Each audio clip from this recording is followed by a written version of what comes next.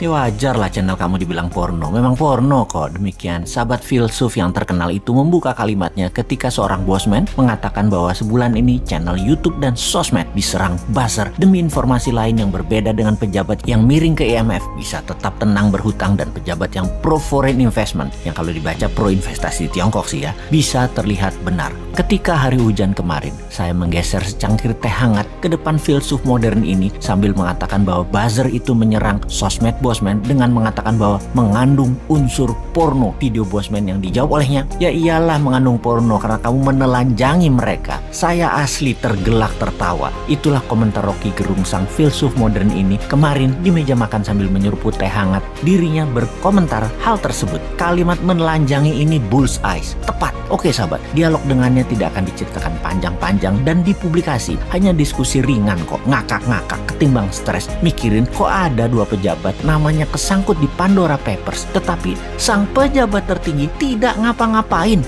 Mereka dan masyarakat dong lebih hebat lagi, yaitu bahwa itu dianggap hal biasa saja di zaman pejabatnya yang paling populer sedunia saat ini. Itu biasa saja, walaupun artinya nama yang ada di Pandora Papers itu kalau mereka berdua pejabat di Tiongkok udah masuk kategori korupsi yang bakal di titik-titik. Kalian tulis sendiri titik-titik itu apa. Tapi itu kan di negara yang berdaulat yang anti korupsi.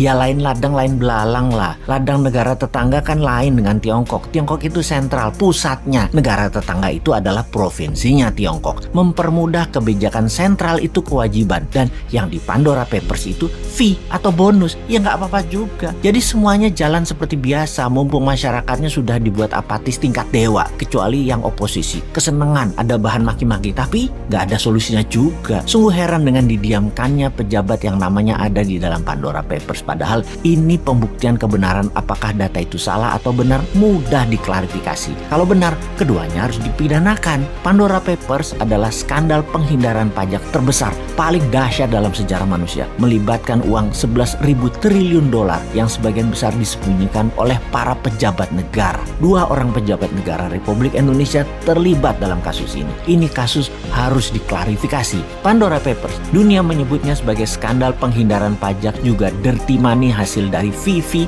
penyalahgunaan kekuasaan, serta menyembunyikan uang haram. Di sisi lain, inilah jurus upaya dunia untuk membersihkan uang kotor atau dirty money yang bersumber dari kejahatan pajak dan segala turunannya. Bagi Indonesia, apakah ini sebuah skandal besar? Yang jelas ini aib bagi pejabat negara, karena penghindaran pajak oleh pejabat negara terjadi tepat di saat pemerintah sendiri sedang mengkampanyekan disiplin pajak, taat pajak bagi segenap rakyat Indonesia. Ini menjadi aib bagi pemerintah karena kedua pejabat menteri tersebut masih ada di kabinet dan belum mau mengumumkan jumlah uang yang mereka tempatkan di Pandora Papers tersebut. Keterlibatan dua menteri pemerintahan saat ini yang masuk dalam daftar nama pejabat dunia yang melakukan penghindaran pajak setara dengan 130 tahun penerimaan pajak APBN Indonesia sesungguhnya akan menjadi pukulan telak bagi pemerintah yang akan menghalangi seluruh upaya pemerintah dalam meningkatkan kedisiplinan pajak di dalam negeri. Untung rakyatnya nggak paham dan tidak peduli. Namun pastinya upaya pemerintah untuk menggenjot pajak dari orang pribadi saat ini